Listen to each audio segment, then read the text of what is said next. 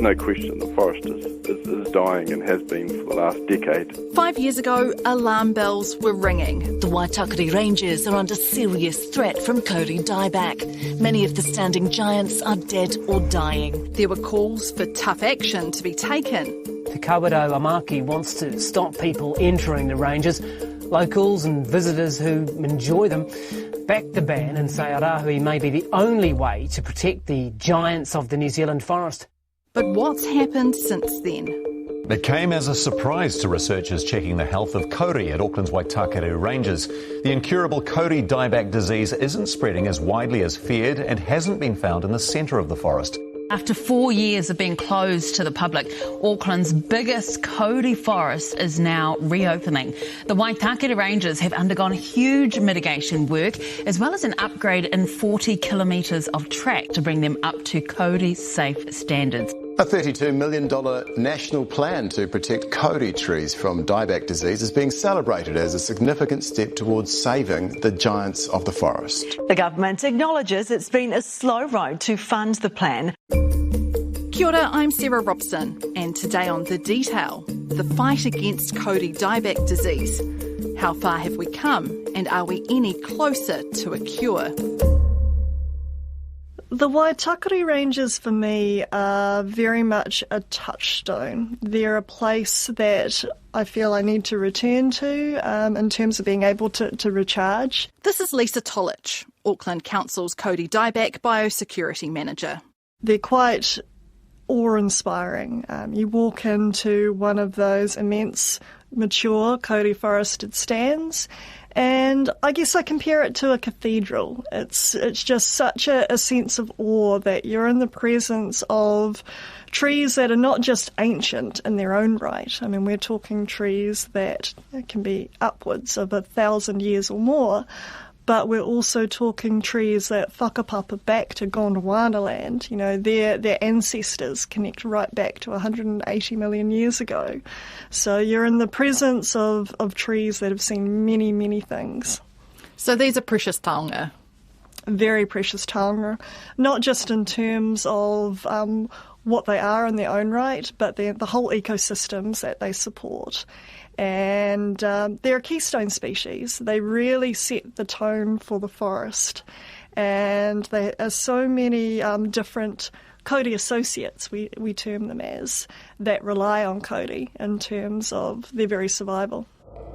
Long ago, when the world knew only darkness, Tane, god of the forest, rose up, separating his parents, Ranginui and Papatuanuku, creating Te Ao Marama, the world of light.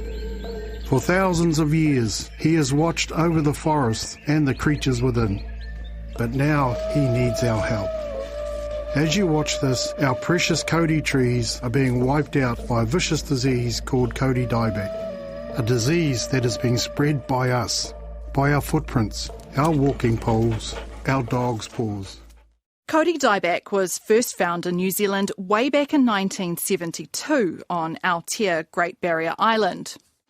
It was detected in the Waitakere Ranges in 2006, prompting a massive response from government agencies, local iwi, environmental groups and council. Kauri forests are special places. They are ours to care for and protect for the future. But a terrible disease is affecting our Kauri dieback. This disease causes bleeding and tree death and could prove devastating to our forest. Kauri dieback is spread by all soil movement. Can you describe for me what Kauri dieback disease is and what it does to the trees? So Kauri dieback disease is basically the symptoms that you see, that the Kauri are displaying, and it is caused by a pathogen known as Phytophthora agathodicida. And this particular pathogen, part of a bigger family, many people will be familiar with the potato famine that occurred back in Ireland, same family. And there are other Phytophthora that exist in New Zealand that a lot of horticultural industries keep an eye on. So they're threats to those industries. Now, in this particular situation, this pathogen infects the trees through their sensitive root systems, and what it does is it stops the uptake of water and important nutrients up through the trunk into the canopies of the tree, so it essentially starves itself. And that's why you see that thinning of the canopy, the dieback symptoms that we described, the loss of all of those leaves, that very skeletal, stark structure. Marion Wood is the co-lead of the Control, Protect, Cure research team, which is part of the Ngā Rākau Take project, looking at ways to save trees from Kauri dieback. She explains a bit more about the pathogen that causes the disease. It's associated with a microscopic fungus-like water mould organism, which is called Phytophthora axodicida.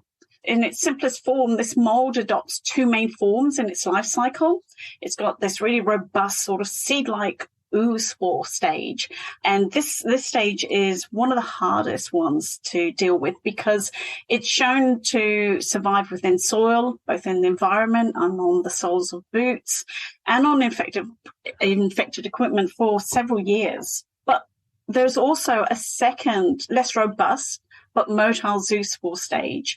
And these spores are really, really interesting. They're released from structures known as sporangia that are formed from the germination of those really robust oospores. So imagine them a bit like a seed. They develop, these sporangia come out. They're like these, almost like lollipop structures. And within the head of the lollipop are these zoospores, and they burst out into the environment. And these zoospores they're motile. They've got a little flagella, a little whip-like tail that allows them to propel themselves through water. So not only can they be moved passively through water, just flowing through the soil, but these zoospores, with their ability to direct themselves, have been shown to, through chemical and electrical cues, be attracted to the kauri root hairs, and that's where the infection process can be initiated. Once the zoospores are in contact with the root hairs, they infect by growing thread-like mycelium into the root tissue. So they actually penetrate into the root tissues. And once a pathogen has become established, it's a subsequential damage to specialized tissues within the tree that carry the water and nutrients to the canopy. So this damage happens as the pathogen takes hold within the plant, and that leads to the characteristic yellowing and thinning of the tree's canopy and ultimately death. Is there any cure? No, unfortunately there's no cure. There are treatments out there that are being trialled, some to success. Phosphite is one that was borrowed from the avocado industry and has been used to slow the progression of those symptoms. So there is hope, but that's very much at an individual tree level, not at a whole forest level. Rewind to 2017. A West Auckland iwi intends to place a rahui on the Waitakere Ranges and wants the council to enforce a ban on people entering, saying it's the only way to stop the spread of the killer Kauri dieback disease. Te Kauro Amaki intends to place the rahui on the park before the end of the year. The Auckland Council says that Kauri dieback is spreading at an alarming rate, with almost 1 in 5 trees in the ranges carrying the disease, making it the most infected area in the country. And then a few months later, you won't be able to go for a walk in Auckland's Waitakere Ranges soon. The forest is being closed in a drastic attempt to save it from Kauri dieback. Well, the disease has doubled in the regional park in the past 5 years, but it's hoped by banning the public, other forests can be spared. Since then, tracks have been upgraded, sophisticated cleaning stations have been installed, and the public has been better educated about the threat Kauri dieback poses. So what do we know about how far Kauri dieback has actually spread in the Waitakere Ranges? So we've got 3 different surveys we can look to. Those earlier surveys back in 2010-11 and then again in 15-16 gave us a little bit of an idea of where we were seeing the symptomology of the disease and where the pathogen was at different sites. Unfortunately, we didn't have the technology that we have available today, and a lot has moved on from then. We've got remote sensing, which we can actually now use to map the population of kauri in the Waitakere Ranges. So we know that there's more than 69,000 trees there. We were able to detect those. And from that, we were able to do a random survey, and we could look at a subset of those trees to look at the health of that population. So not just the sick trees, the ones that were actually healthy as well. That gave us the opportunity to do what we call a prevalence study. So the proportion of trees that were infected with the pathogen compared to, the total number of trees overall. So that came back at 10% across the whole of the Waitakere Ranges. In terms of trees that are symptomatic, that are showing signs of disease, that's a little bit higher at 16.5%. But you'd expect that difference between the two because there are other things that can cause symptomology as well. What we did find in the Waitakere Ranges was quite surprising, actually. We found the pathogen was very localised. We found it to a small number of localised sites, and they were around the edge of the ranges. So that heart, that inner sanctum of the Waitakere Ranges, we actually haven't found the pathogen there at all. So that gives us an awful lot of hope that our preventative measures and mechanisms can have an effect. We basically, the stable door hasn't, closed before the horse is bolted. We've got a chance to do something about this. And we know far more now than we did 5 years ago about the pathogen that causes Kauri dieback disease. There have also been improvements in soil testing and surveillance. So much more of that work can now be done remotely.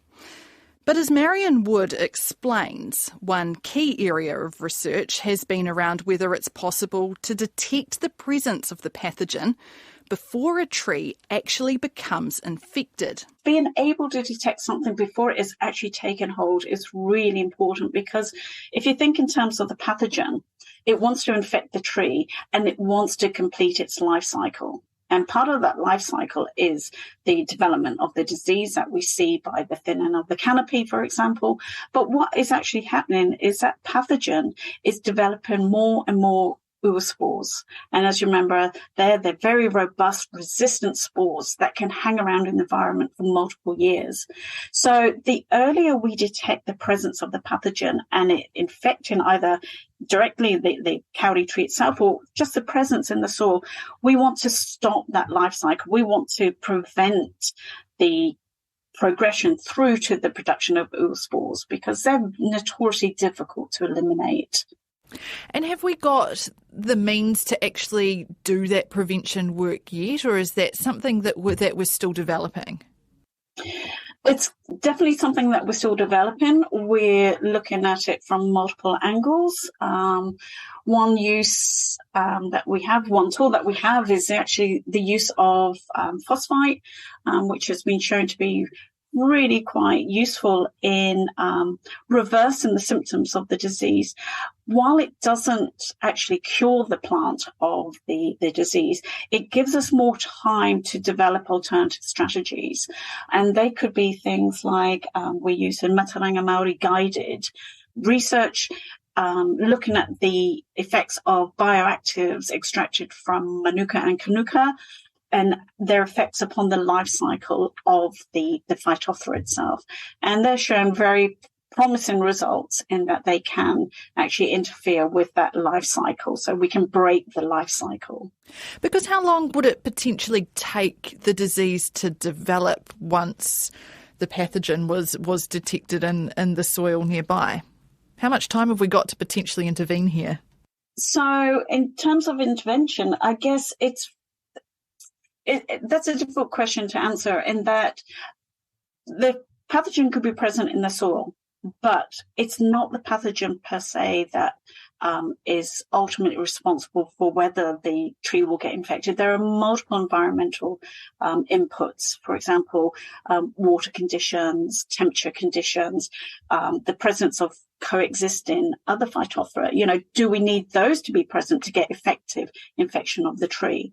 However, once a tree does become infected, it can be anything up to 10 years before visible symptoms are actually seen by the human eye.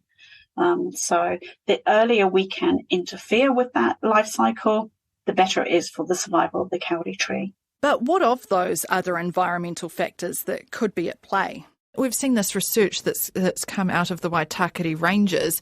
It seems that most of the disease is limited to the periphery of the forest. What does that potentially indicate to us around land use type factors?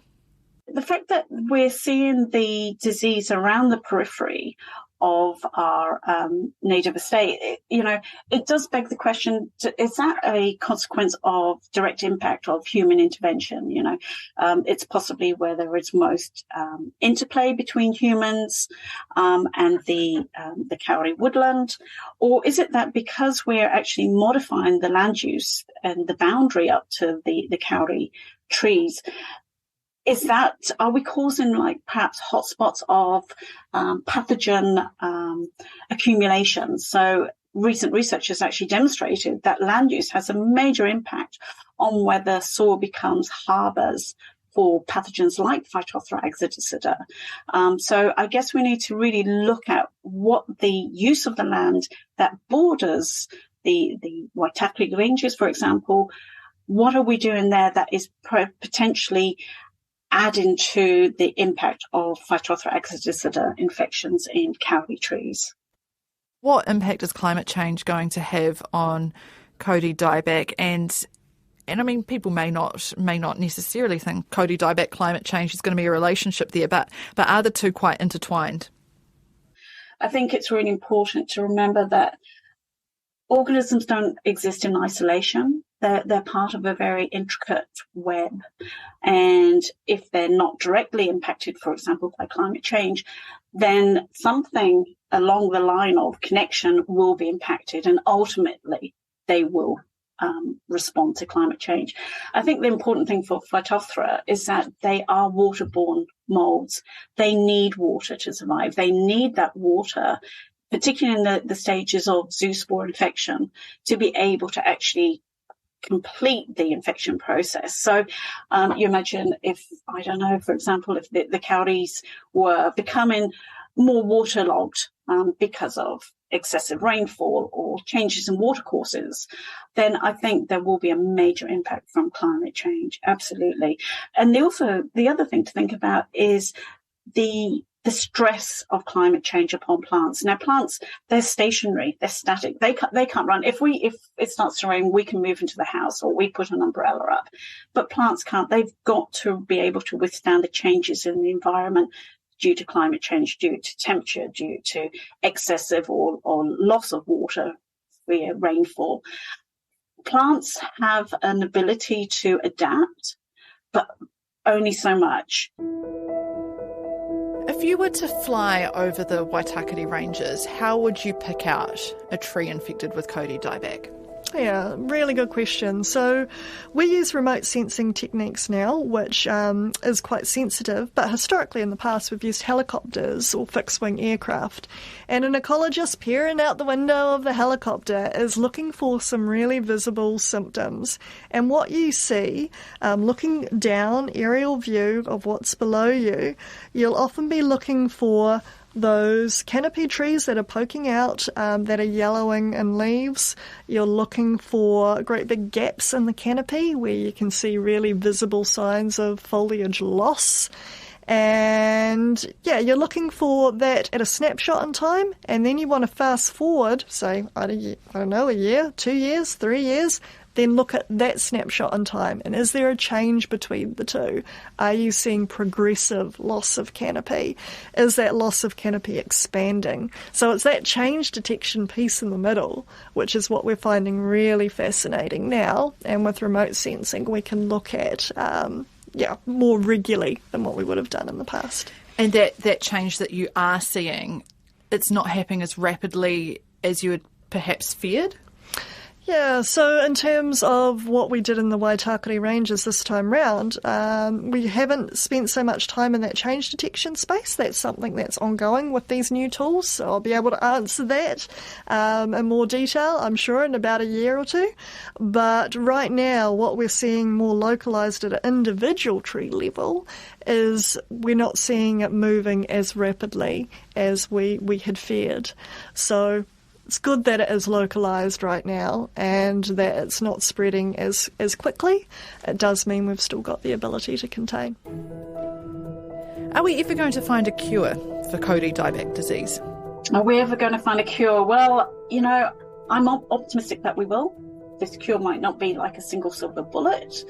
I think it will probably take the form of more of an integrated approach, targeting both the pathogen itself, targeting the health of the kauri tree, as we talked about, the stress of the kauri tree, can you provide an environment where it doesn't have those additional stresses, but also the local environment. We need to be aware that, are we causing hotspots or increased pathogen load because of the way that we're using neighbouring land?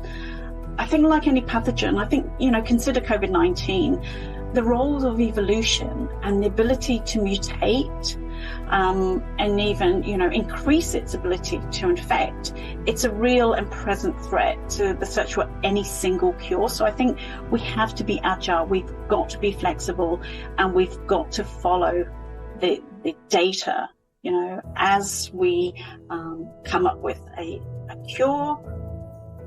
How long will that cure remain viable? We've always got to be vigilant that there will be changes in the pathogen, and we've got to be able to adapt our response to that mutated version. That's it for today. I'm Sarah Robson. The Detail is public interest journalism funded through New Zealand On Air and produced by Newsroom for RNZ. You can get us downloaded free to your mobile device every weekday from any podcast platform.